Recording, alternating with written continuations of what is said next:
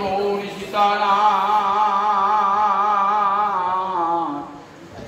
প্রেমানন্দে একবার হরি হরি বলো নিতাই গৌরী সীতারাম প্রেমানন্দে একবার হরি হরি বলো নিতাই গৌরী সীতারাম প্রেমানন্দে একবার হরি হরি বলো।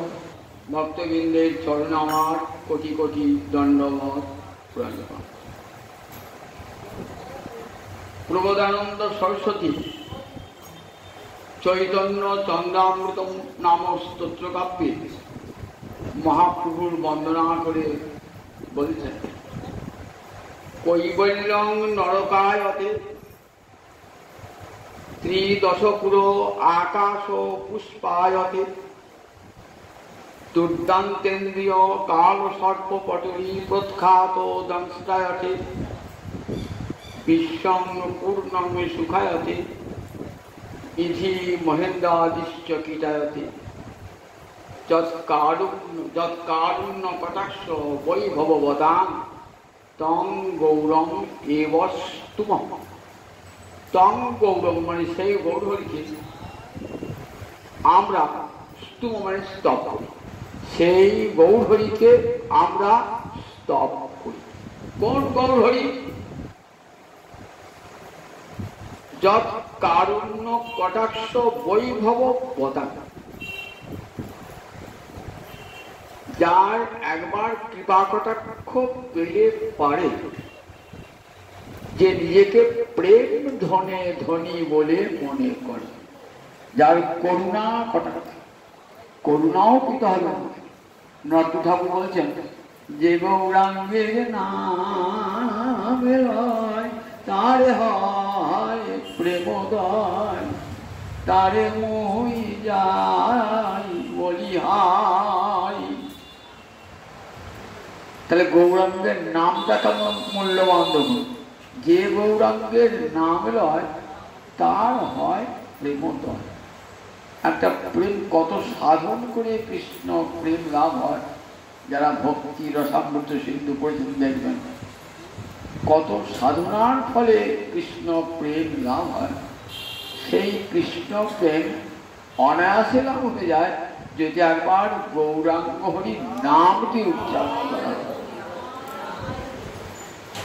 নামটা উচ্চারণ করতে হবে না। আপনি গৌর হরি দর্শন করেন তাহলে তবে বলছে, একবার যদি গৌর হরিকে শ্রীঅঙ্গ শ্রীমুখ যেই করে দর্শন, তার হয় পাপক্ষ হয় পায় প্রেমদন। গৌর হরিকে যে একবার দর্শন করেছে তার কি হয়েছে? বলছে তার সব পাপ সমূলে বিনষ্ট হয়ে গেছে, প্রেম ধনে সে ধনী হয়েছে। তাহলে করুণা কটাক্ষ পেলে কি হয় বলে একবার গৌর হরি কৃপা কটাক্ষ পেলে পারে বৈভব বদাং। বৈভব মানে ঐশ্বর্য, ঐশ্বর্যবান ব্যক্তিকে আমরা কি বলি? বৈভববান। বৈভব বদাং অর্থাৎ জগতে যারা যারা গৌর হরি কৃপা কটাক্ষ পেয়েছেন তাদের কাছে কৈবল্যং নরকায়তে, তাদেরকে যদি বলা হয়, আচ্ছা তুমি কৈবল্য মুক্তি নেবে, কৈবল্য একটা মুক্তির নাম। এই মুক্তির জন্য একটা যোগী কত কোটি কোটি বৎসর ধরে যোগ সাধন করছে, উদ্দেশ্য কৈবল্য মুক্তি। সেই কৈবল্য মুক্তি যদি গৌর ভক্তকে দান করতে যাওয়া হয়, বলে না না নরক দিয়েও সেও ভালো, কিন্তু কৈবল্য মুক্তি চাই না। কেন? কৈবল্য মুক্তি এত আদরের সম্পদ, সাধনার সম্পদ, তুমি সেটা না নিয়ে নরক চাইছো কেন? বলেন কৈবল্য মুক্তি যদি একবার পেয়ে যায় আর কোনোদিন কিন্তু পৃথিবীতে ফিরে আসবো না, আর পৃথিবীতে কোনোদিন গৌর সেবা কৃষ্ণ সেবা পাবো না। তাই যে মুক্তির ফলে গৌর সেবা কৃষ্ণ সেবা পাওয়া যায় না, সেই মুক্তি চাই না, বরং নরক দিয়েও আবার নরকে পাপ ক্ষয় হতে হতে আবার তো মানব জন্ম পাবো, তখন সাধু সঙ্গ লাভ হবে, আবার কৃষ্ণ সেবা পেতে পারি, সম্ভাবনা থাকে। তাহলে মুক্তিকে তুচ্ছ করে দেয়। মুক্তির পর স্বর্গ, ত্রিদশ পুরো আকাশ ও পুষ্পায়তে। ত্রিদশ মানে তিনটি দশা, যাদের তিনটি দশা মানে বাল্য, কৈশোর, যৌবন। এটা কাদের? একমাত্র দেবতাদের স্বর্গে। তারা আমার মতন বুড়ো হবে না, প্রৌঢ় হবে।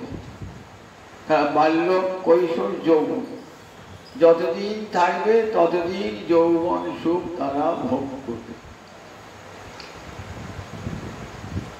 তাদের সেই স্বর্গের লোক সোজা কথা, বেদে যজ্ঞ করো, জ্যোতিষ্ঠম যজ্ঞ করো, অগ্নিষ্ঠম যজ্ঞ করো, তাহলে স্বর্গ পাবে। কত পরিশ্রম করে, কত ঘি ঢেলে তবে ওই স্বর্গে যাওয়া যায়। কত দান ধ্যান পুণ্য করে স্বর্গে যাওয়া যায়।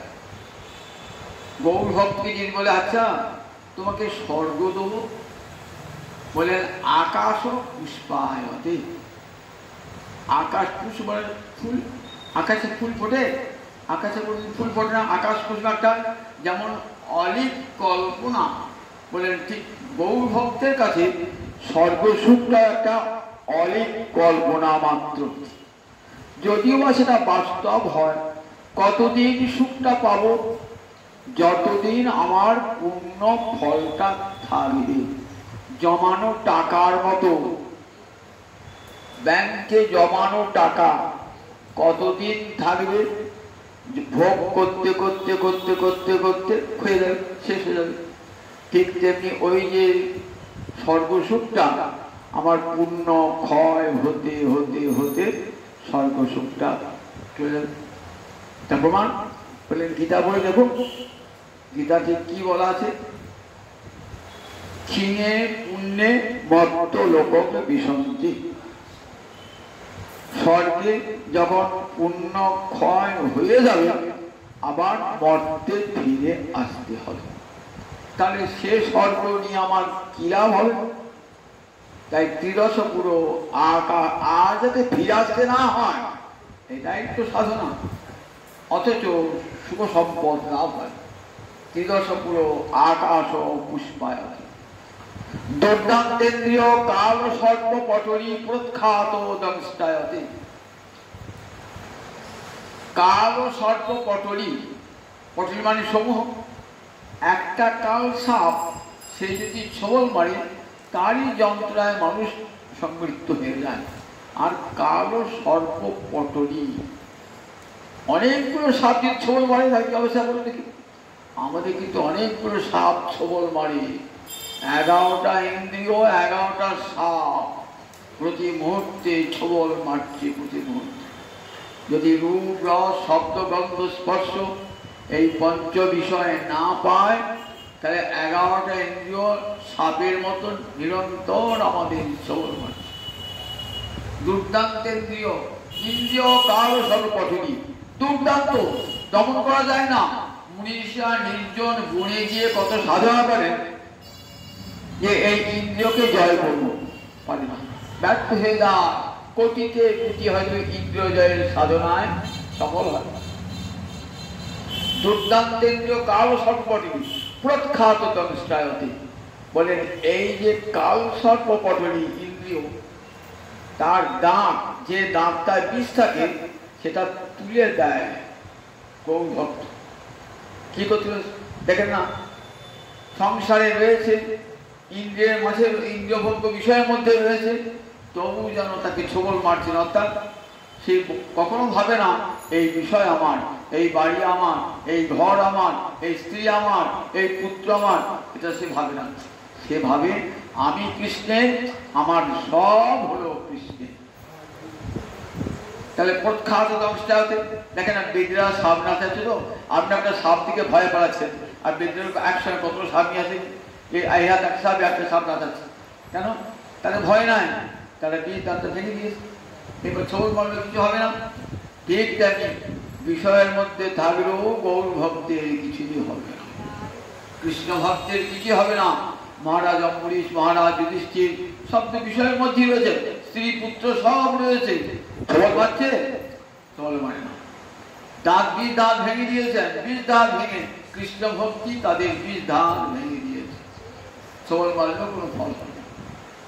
দুর্দান্তেন্দ্রীয় কাল সর্প পটলি প্রখ্যাত দংশিতায়তি বিশ্বং পূর্ণং সুখায়তি।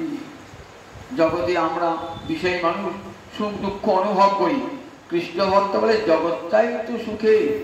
মধু বাদারিতায়তি মধু করন্তি সিন্ধব।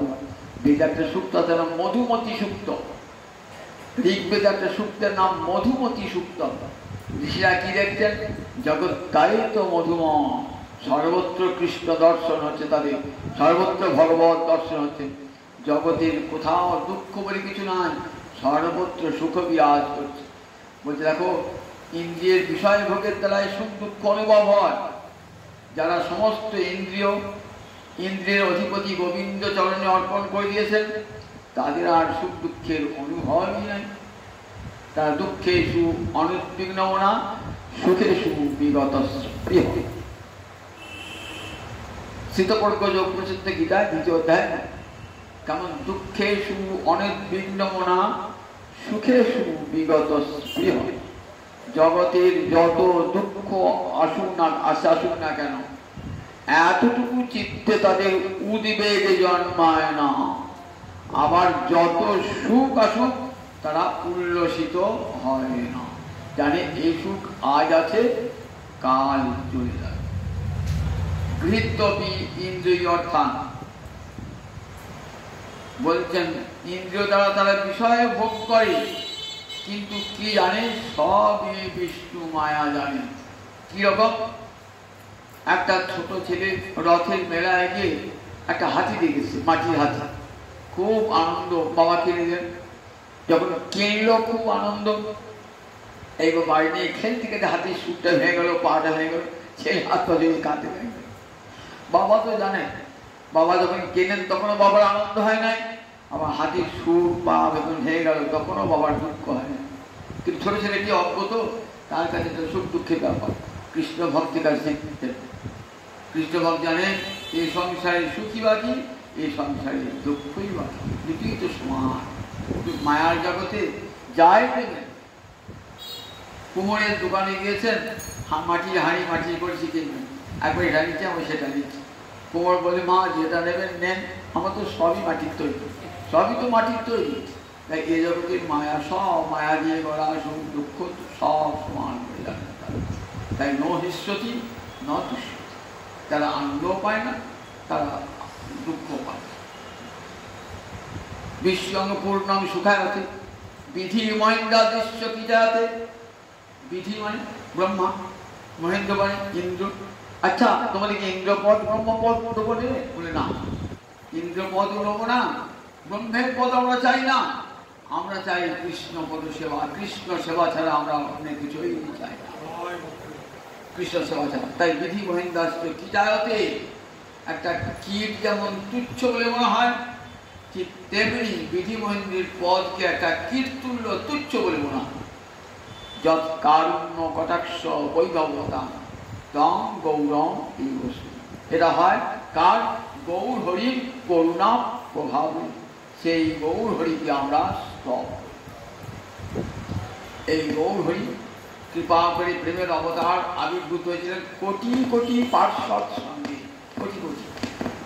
যারাই একদিন বৃন্দাবনে সখী মঞ্জরি ছিল, গোপী ছিল, তারাই এলেন গৌরাঙ্গ লীলায়, তারাই এলেন দ্বাদশ গোপাল, চৌষট্টি মহান্ত, 6 চক্রবর্তী, অষ্টকবিরাজ, কত কত মহান্ত রূপে মহাদেশের সেবা করার জন্য তারা আবার এলেন।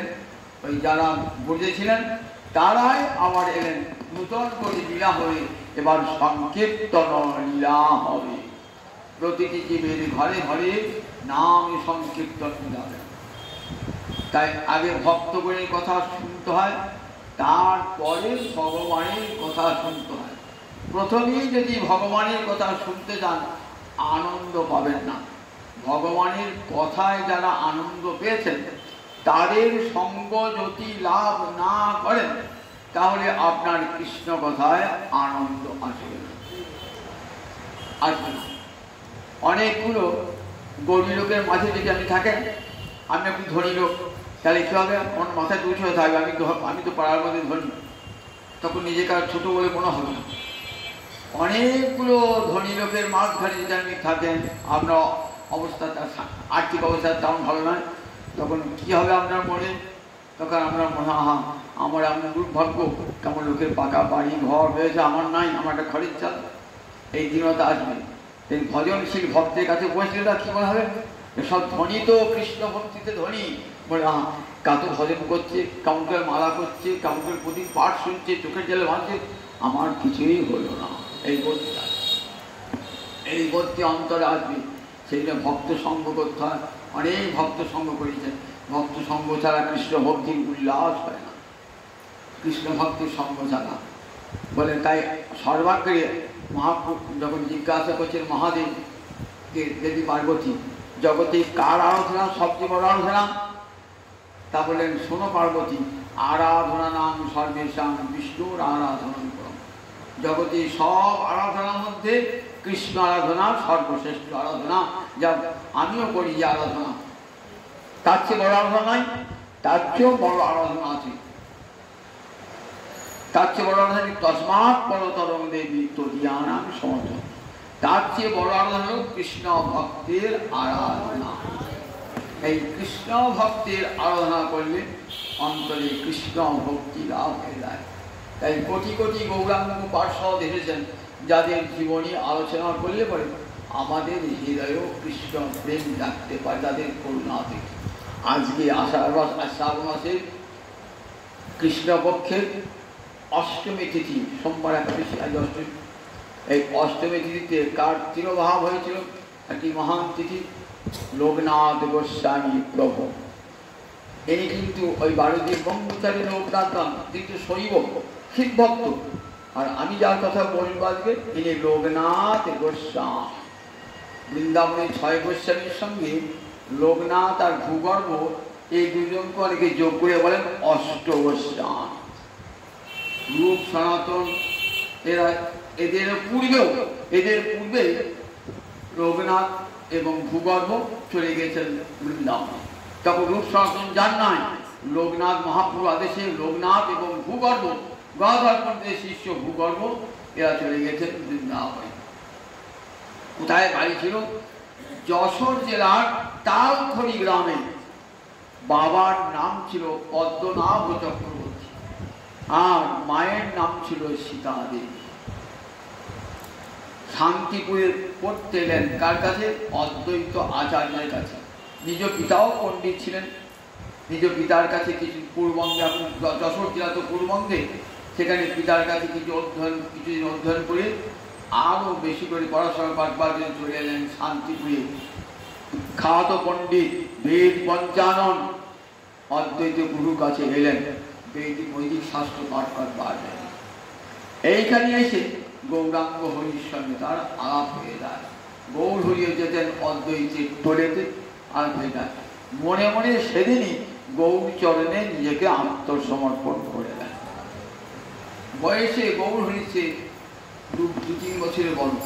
মহাপ্রভু 1485-তে আর 1483 খ্রিস্টাব্দে জন্মেছিলেন এই লোকনাথ গোস্বামী প্রভু। বাল্যকাল থেকেই বৈরাগ্য। আসলে তো ব্রজের মঞ্জরি, মঞ্জুরি পুরুষ দেহ এসেছেন। যখন রাধারী সেবা করতেন তখন নারী দেহ ছিল, মঞ্জুরি দেহ ছিল। এখন গৌরহরি সেবা করছেন, তাই গৌরহরি সেবা করছেন, তাই নাম হয়েছে লোকনাথ গোস্বামী প্রভু। মঞ্জুরি, যে মঞ্জুরি দেহে সাধন করে সিদ্ধি লাভ করছেন, তারপর তিনি গৌর ছাড়া কেউ জানতে পারেন। তাই গৌরহরি স্বাভাবিক আকর্ষণ গৌরহরি। গৌরহরির সঙ্গে দেখা হচ্ছে, মনে মনে বলছেন অদ্বৈত গুরুকে, প্রভু কেমন করে কৃষ্ণ সেবা লাভ হবে? বললেন তুমি দীক্ষা গ্রহণ। বলে প্রভু আমাকে কৃপা করে দীক্ষা দেবেন? অদ্বৈত আচার্য তো আচার্য ছাড়া দীক্ষা দেন অধিকার হয় না। নিজে আচরণ করেন, আবার শিষ্যদের শিক্ষা দান করেন। তাই নাম অদ্বৈত আচার্য। ভগবান শিহরির সঙ্গে যিনি অভিন্ন তত্ত্ব, সদাশিব মহাদেব যিনি, মহাদেবের অবতার। বলেন চলো গঙ্গার তীরে তোমাকে দীক্ষা দান। গঙ্গার তীরে দীক্ষা দান করলেন। স্বরূপের উপলব্ধি হল। এই দীক্ষা কানে পড়ে না, যেদিন দীক্ষা পড়ে জীবের কানে, সেদিন থেকে জীবের স্বরূপের উদ্ঘাটন হয় যে আমি সংসারের দাস নই, আমি পত্নীপুত্রের দাস নই, আমি একমাত্র গোবিন্দের দাস।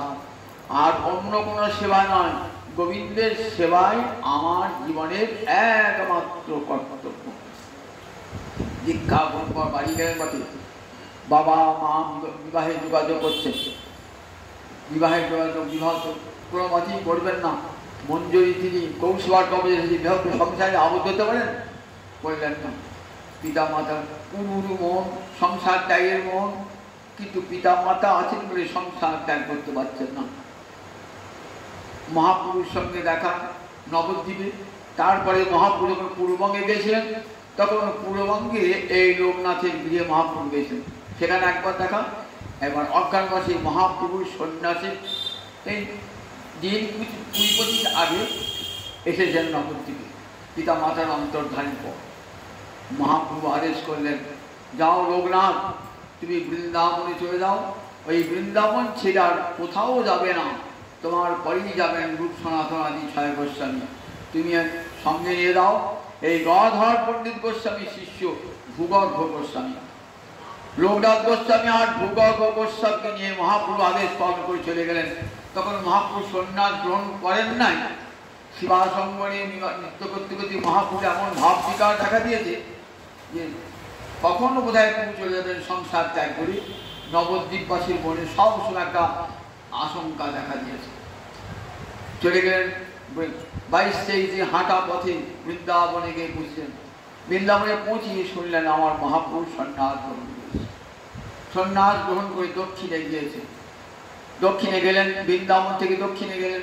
দক্ষিণে গিয়েও মহাপ্রভু দর্শন হলো না। সেখান থেকে শুনলেন মহাপ্রভু প্রয়াগে গিয়েছেন। প্রয়াগে এলেন, সেখানেও আমার মহাপ্রভু দর্শন হলো না। নয়ন জলে ভাসছে। রাত্রে মহাপ্রভু স্বপ্ন দিলেন, শোনো লোকনাথ, তুমি কোথাও ছুটে বেড়াবে না, আমি সব সময় তোমার সঙ্গে আছি, তুমি বৃন্দাবনেই থাকবে, বৃন্দাবন ছেড়ে কোথাও যাবে। বৃন্দাবন তখন তো বন জঙ্গল, কতগুলো সাপ বিরাজ আর বাঘ ভালুক সিংহ বিরাজ করছে। আর যারা মানুষ আছে তারা সব বুনো মানুষ, আমাদের মতো সভ্য মানুষ নয়। সেখানে ঘুরে ঘুরে বেড়াচ্ছে। বুনো মানুষেরা ভাবছেন সাধু মানুষ, ঘরটর তৈরি করি, কিন্তু লোকনাথ চান না কোনো পুটির করে থাকবো। দেখেছেন কেমন সাধনা, একবার দেখুন কেমন বৈষ্ণবীয় সাধনা।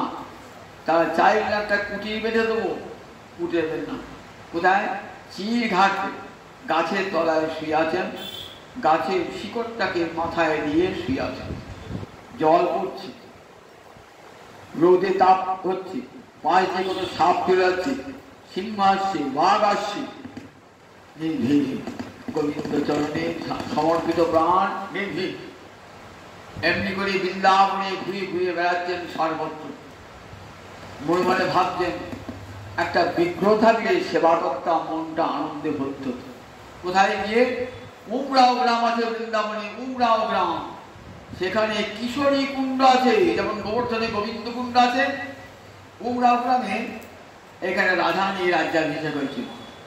বৃন্দাবনে এখানে রাই রাজা গোবিন্দ রাধারানীকে রাজেশ্বরী রূপে অভিষিক্ত করতে চেয়েছেন এই বৃন্দাবনে উমরাও গ্রামে। যৌমায়াকে জানিয়ে দিলেন যে আমার অন্তরের বাঞ্ছা রাধারানী বৃন্দাবনে রাজেশ্বরী হবে। যেই কথা সেই কাজ, গোবিন্দের ইচ্ছা। তো সঙ্গে সঙ্গে রাধারানীকে কি বলেন, শুভ দিন স্থিত হল। শুভ দিনে স্বর্ণ সিংহাসনে রাধারানীকে বসিয়ে যমুনা থেকে সখী মঞ্জুরিরা 108 ভরা যমুনার জলে পুরুষ সুক্ত মন্ত্র দিয়ে ওমে সহস্র শিষ্যা পুরুষ সহস্রাক্ষ সহস্রবা সভূমি সর্বত বৃত্তা উত্ততিষ্ঠ যথাঙ্গে জল। রাধারানী তো রাজেশ্বরী হয়েছেন, ললিতা আদি অষ্টসখীর মহামন্ত্রী হয়েছেন। আবার যারা মন্দির তার সব বড় বড় রাজকর্মচারী হয়েছেন। গোবিন্দ বলছেন যে আমার তাতে চাকরি চলে গেল, তা আমার চাকরির ব্যবস্থা করে বেকার হয়ে থাকলাম। তখন ললিতা বললেন ঠিক আছে, তুমি এক কাজ করো, আমি রাধারানীকে দরখাস্ত দাও, রাধারানীকে বলে দেখবো। গোবিন্দ একটা দরখাস্ত দিলেন। রাধারানী বলে এক কাজ করো, ওই নগর কোতোয়ালের পদটা খালি আছে, পুলিশ কমিশনার ওইতে দাও। এই শোনো, কাল থেকে তুমি ওই পুলিশ কমিশনার, তোমার কাজ কি না বৃন্দাবনের সবাই ধন সম্পদ রক্ষা করা। বেশ তাই করবো। করতে করতে একদিন করেছেন কি, ললিতার আঁচলে, ললিতা বসে আছেন তো, ললিতার আঁচলে বাঁশিটা ফেলে দিয়েছে। এইবার বলছেন আমার বাঁশি চুরি হয়ে গেছে। ললিতা বলছে অপদার্থ, নিজের বাঁশিটা রাখতে পারে না যে, সে আবার অপরের ধন সম্পদ রক্ষা করবে। যাও তোমার চাকরি আছে, যাও তোমার কাছে। বেশ, চাকরি আমার বরখাস্ত করবে, কিন্তু আমারটা আর্জি ছিল। কি আছে তোমার? তা বলছে কে চুরি করেছে? তা বলছি যে মন্ত্রীরা চোর হয়। হ্যাঁ, মন্ত্রীরা চোর? এত বড় কথা, মন্ত্রীরা চোর? রাধারানী বলেন দেখো, মন্ত্রী যখন চোর বলছে একবার তদন্ত করার দরকার। তুমি কি তদন্ত চাও? সিবিআই না সিআইডি, কি তদন্ত চাও বলো? তাই আমরা না, ওসব আমি নিজে সাক্ষাৎ তদন্ত করবো। কি তদন্ত করবেন? বললেন সব মন্ত্রীরা উঠে দাঁড়াক, উঠে দাঁড়াক মন্ত্রীরা। উঠে দাঁড়িয়েছে, ললিতা আঁচল তো বাঁশিটা ফেলিয়েছে, যেই ললিতা উঠে আসছে ঝড় করে বাঁশিটা বুঝে গিয়েছে। এই তো মন্ত্রী চোর। ললিতা বলছে তোমারটা বাঁশি চুরি আমার কি হবে? একটা পয়সাও হবে না, দুধে একটু জাল দেওয়া হবে না, আর সেই বাঁশি আমি চুরি করতে গেছি? আমি তোমার বাঁশি চুরি করি না। রাধারানী জলে হাতি বলো। বেশ, আমি রাধারানী জলে হাতি বলছি। রাধারানী জলে হাতি বলছি আমি বাঁশি চুরি করি নাই, আমি বাঁশি চুরি করি নাই, আমি বাঁশি চুরি করি নাই। হয়েছে তো? তুমি বলো, তুমি হাত দাও। এবার কৃষ্ণ যাচ্ছে রাধারানীর চরণে হাত দিতে। যবে পরশিতে চাহে চরণের অঙ্গুলি, হিয়ার মাঝারে ওঠে রসের হিরি। যে রাধারানীর চরণ স্পর্শ করতে যাবেন, তখন রাধারানী উঠে দাঁড়িয়েছেন, হাতকে ধরে বলছেন এই ওইখানে নয় মধু, এইখানে এসো ওহে আমার হৃদয়ে বল্লভ, আমার হৃদয়ে এসো। তোমার বাঞ্ছা পূর্ণ করলাম, এবার আমার বাঞ্ছা পূর্ণ করো। তুই বসই রত্ন সিংহাসনে, আমি তোমার চরণ সেবা করব। আমি কৃষ্ণ পদদাসী, ইহরস সুখরাশি, আলিঙ্গিয়া করে আত্মসাৎ, কিবা না দেন দর্শন, যারে মোহরে তনুন, তবু তিহ মোহরে প্রাণনাথ। গোবিন্দিকা বসালেন সিংহাসনে, রাধারানী তার চরণ সেবা করলেন। এই কুমড়া ওড়াতে, এখানে কিশোরী কুণ্ড আছে, এই কিশোরী কুণ্ডায় বসে পাচ্ছেন বিগ্রহ দুটা। হঠাৎ দেখছেন একটা ব্রাহ্মণ বালক একটা বিগ্রহ নিয়ে এসেছে, রাধা বিনোদ বিগ্রহ। দেখুন কিছুক্ষণ বাড়ি এনাম বিগ্রহ সেবা করবে, বিগ্রহ চলে যাবে। বিগ্রহ দিয়ে ব্রাহ্মণ বাড়িটা অদৃশ্য নিয়ে তো এলেন। মন্দির ফন্দির তো কিছু নাই, বিগ্রহ স্থাপন করবে কোথায়? একটা ঝুড়ি তৈরি করলেন, সেই ঝুড়িটা কণ্ঠে থাকতো, সেটাই মন্দির। তখন বলছে দেখ, তুই যখন আমাকে নিয়ে এলি, তুই কি করে এসে থাকবো? তা বলছি কি করবো, আমাকে তো আনবার কেউ লোক নাই, জানিস তো ওই উমরাও গ্রামে পড়েছিলাম বোনের মাঝে, আমি নিজেই এলাম তোর কাছে সেবা পাওয়ার জন্য। আমার বড় ক্ষুধা পেয়েছে, আমার শহর ব্যবস্থা কর, খাওয়ার ব্যবস্থা কর। পুষ্পসজ্জা করলেন, ভোগ দিলেন ভগবানকে। ওই রাধা বিনোদ নিয়ে ঘুরে ঘুরে বেড়ান ওই ঝোলা, আর বৃন্দাবনের বনে বনে ঘুরে ঘুরে বেড়ান, হা কৃষ্ণ হা রাধি বলে কাঁদতে কাঁদতে সারা বৃন্দাবন হয়। ভোগজ্ঞ গোস্বামী আর আমাদের লোকনাথ গোস্বামী বৃন্দাবনে জলে ঝড়ে পুজো আছেন, ওই নিচে রাধা বিনোদকে মুখে রেখে দিয়েছেন। অনেকদিন পরে একটা ঝুপড়ি তৈরি করলেন। এরপরে গিয়েছেন নরোত্তম ঠাকুর, গিয়েছেন নরোত্তম ঠাকুর। নর্তকের নাম শুনেছেন তো? কোথায় নর্তকের বাড়ি? খেতুরি। এখন সেটা পূর্ববঙ্গে খেতুরি। নর্তকের গান একটি শোনালাম আমাকে, যে গৌরাঙ্গের নামে হয় তার হয় প্রেমদায়, গৌরাঙ্গের দুটি পদ যার ধন সম্পদ, হৃদয় পদ কমল কোটি সন্তোষ। কার গান? নর্তম ঠাকুরের গান। প্রভু নিত্যানন্দের অবতার নর্তম ঠাকুর। সেই নর্তম রাজার ছেলে খেতুড়ি রাজবাড়ির ছেলে, রাজার ছেলে, একমাত্র সন্তান, রাজ ঐশ্বর্য পরিত্যাগ করে বৃন্দাবনে ভিকে নির্দেশে গিয়েছে। সেই নরোত্তম গিয়েছেন। নরোত্তম যাওয়ার সঙ্গে সঙ্গে শ্রীজীব গোস্বামী আশ্রয় দিয়েছেন। সেখানে সে দূর থেকে একদিন দেখলেন যে লোকনাথ গোস্বামী পথ। লোকনাথ গোস্বামীকে দেখার সঙ্গে সঙ্গে মনে হলো এই আমার জন্ম জন্মান্তরের শিষ্য গুরুকে চিনতে পারে, কারণ গুরু শিষ্যের সম্পর্ক জন্ম জন্মান্তরে। দেখবেন নট্ট ঠাকুর বলেছেন এই প্রেম ভক্তি চন্দ্রিকাতে, চক্ষু দান দিলা যে জন্মে জন্মে গুরু সেই। যে চক্ষু দান করেছেন অজ্ঞান তিমিরান্ধস্য, এই যে আমার অজ্ঞান তিমির অন্ধকার শক্তি যিনি উন্নয়ন করেছেন তিনি আমার জন্ম জন্মান্তরে গুরুদেব। এই গুরু খুঁজছে না, অন্তর যখন আকুল হবে না ঠিক দেখবেন আপনার যিনি পূর্বজন্মের গুরু ছিলেন কোনো না কোনো প্রকারে তার সঙ্গে যোগ হয়েই যাবেই যাবে।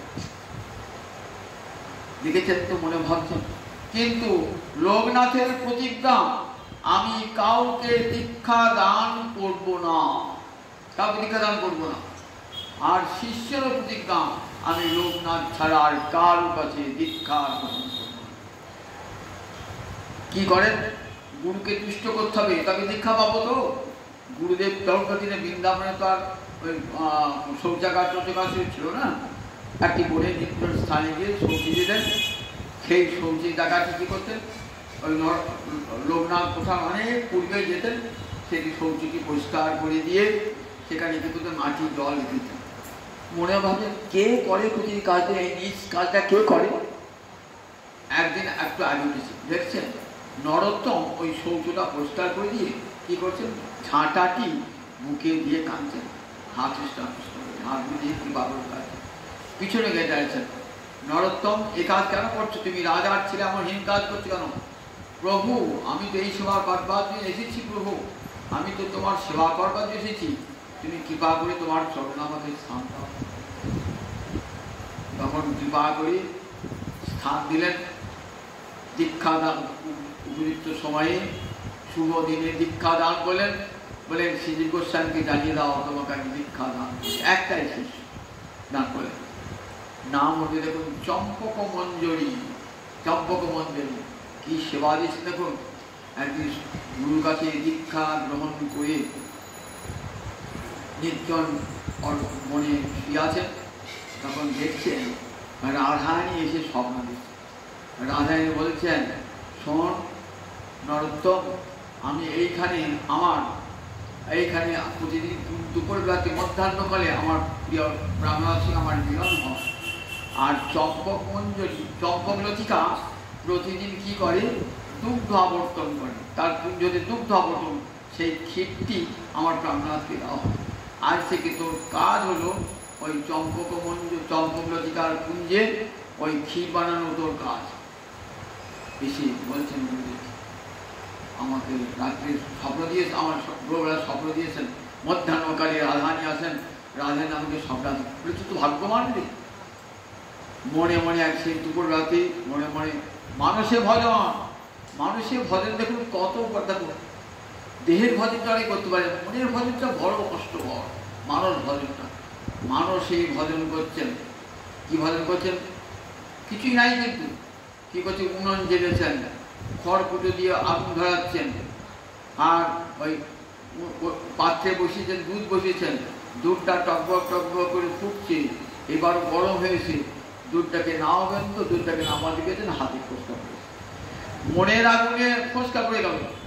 বাড়িতে আগুন নাই, বাইরে আগুন নাই, বাইরে দুধও নাই, কিছুই নাই, কিন্তু হাতে ফোসকা। নিজের ওড়না গায়ের উত্তর দিয়ে ছিঁড়ে বেড়েছেন। গুরুদেবকে গুরুদেব বলছে কি হবে রে? তখন সব বৃত্তান্ত বলছেন, দেখ তুই কত ভাগ্যবান, দেখ দেখ স্বয়ং রাধারানী তোর সেবা নিয়েছেন এবং তোর নামও দিয়েছেন চম্পক মঞ্জরি। আজ কিন্তু তোর নাম হলো চম্পক মঞ্জরি। এই মানুষ সেবা এমন সেবা জানেন, দৈহিক সেবার চেয়েও বড় সেবা, কায়িক সেবার চেয়েও মানুষ সেবা। মনটাকে ভগবান দেওয়া এটা বড় কঠিন কাজ। সেই প্রতি শিব গোস্বামী তার ভাগবতের টিকায় এক একটা আমাদের গল্প শুনেছে। প্রতিষ্ঠানপুর একটা গ্রাম, সেখানে এক ব্রাহ্মণ ভক্ত, সে খুব দরিদ্র, ভিক্ষা করে বেড়ায়। অন্তর ইচ্ছা গোবিন্দকে আমি নারায়ণকে একদিন পরমান্ন রন্ধন করে খাবো, কিন্তু পরমান্ন পাবো কোথায়, চালি বা পাবো কোথায়, আবার মেয়েছি পাবো কোথায়, দুধ পাবো কোথায়। আমার মনের আশা মনেই থাকলো, আমার গরিব মনে ভিক্ষা করে কিছুই পাই না। একদিন শুনলেন এক জায়গায় ভাগবত পাঠ হচ্ছে, পাঠক বলছেন দেহে সেবা করতে না করলে মনে মনে সেবা করবে, দেহের যদি কোনো উপকরণ না পায় মনে মনে সেবা করবে, গোবিন্দ মনে সেবা গ্রহণ করবে। বাহ, তাহলে ভালোই হলো। আমি তো কোনদিন কায়িকভাবে সেবা করতে পারি না, মনে মনেই সেবা করুন। মনে মনে সেবা করছেন, একই বৃক্ষতলে বসে উনুন জ্বালিয়েছেন, খড় ফুটে দিয়ে উনুন জ্বলছে, বীজ এনেছেন, চাল এনেছেন, দুধ এনেছেন, পাত্রে পায়েস তৈরি হয়ে গেছে। পায়েস তৈরি হয়ে গেছে তো এবার গোবিন্দকে নিবেদন করতে হবে। তা গরম গরম পায়েসকে গোবিন্দকে নিবেদন করা যায়? দেখবেন আপনি জুড়িয়েছে কিনা, যেই হাত দিয়েছেন দেখছেন হাতে ফসকা হয়ে গেল, তারপর ওটা অপবিত্র হয়ে গেল, আর তো দেওয়া যাবে না, আর তো গোবিন্দকে দেওয়া যাবে না। মনে ভাবছি ছি কি হলে কি হলে, আমি হাতে মনের আগুন জ্বালিয়েছেন, হাতে ফসকা হয়ে গেল। নারায়ণ বৈকুণ্ঠে এসে উঠেছেন, লক্ষ্মী বলে হাসে কেন, দেখলে কেন হাসে? নিয়ে গেলেন সেই ভক্তকে, দেখো মনে মনে আমাকে পরমান্ন খাইয়েছে, ঠিক আছে, আর দেখো হাতে ফসকা পড়েছে, ঠিক আছে। তাহলে বৈকুণ্ঠে যেতে গেলে পার্শ্বদ দেহ পেতে হয়, এ দেহে যাওয়া যায় না, এ দেহটা চলে, মায়ের পেট থেকে পাওয়া যে দেহটা, সে দেহটা চলে যাবে তারপরে। কিন্তু আশ্চর্য ব্যাপার দেখুন, এই দেহেতেই চলে গেল একবারে বৈকুণ্ঠে। তাহলে মানুষ সেবা কত বড় সেবা, জানেন, দেহ পাল্টাতে হলো না। নর্তম এমনি করে মানুষ সেবা করেছেন, রাধারানী মানুষ সেবা করেছেন। একদিন গুরুদেব রাধা বিনোদকে মালা পড়াচ্ছে, মালা পড়াচ্ছেন কিন্তু সব মানুষে মালা পড়াচ্ছে, রাধা বিনোদ সামনে নয়, মনে মনে ভাবছে রাধা বিনোদকে মালা পড়াচ্ছে। তার মাথার তো মুকুট আছে, মুকুটটা না সরালে তো মালাটা পড়া যাবে না। যতবার পড়াতে যাচ্ছেন শিষ্য লক্ষ্য করছে, মালাটা পড়াতে পারছেন, গুরুদেব পড়াতে পারছে না, ফিরিয়ে নিয়ে আসে। বলছেন প্রভু মুকুটটা সরান, তবে তো মালাটা পড়ানো হবে। মুকুটটা তারপরে মনে মনে মুকুটটা সরে জড়িয়ে ধরেছেন, যেমন গুরু গুরুদেব ধ্যানে দেখছেন রাধা বিনোদকে, শিষ্য দেখছেন ধ্যানে রাধা বিনোদকে, মালা পড়ে দিলেন। তা দেখুন এমনি করে বৃন্দাবনে যে লোকনাথ নিজেকে গুপ্ত রাখতেন, নিজেকে জানতে দিতেন না।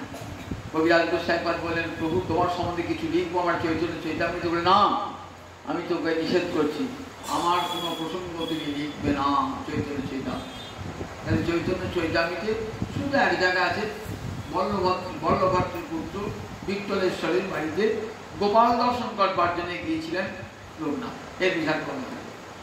এরপরে শ্রী গোস্বামীপাদ আগে আদেশ চাইলেন, পূর্ব আদেশ করুন, এই যে গোস্বামীপাদগঞ্জ কোন চর্চা করেছেন সেগুলো বহু দেশে প্রচার হওয়া দরকার। আপনার শিষ্য নরোত্তমকে যাওয়ার অনুমতি দেন, শ্রীনিবাস আচার্যের সঙ্গে এবং আমাদের শ্যামানন্দের সঙ্গে আদেশ দিলেন। প্রণাম, গুরুর কাছে প্রণাম জানিয়ে এবং তোমার যাত্রা পথ শুভ হোক।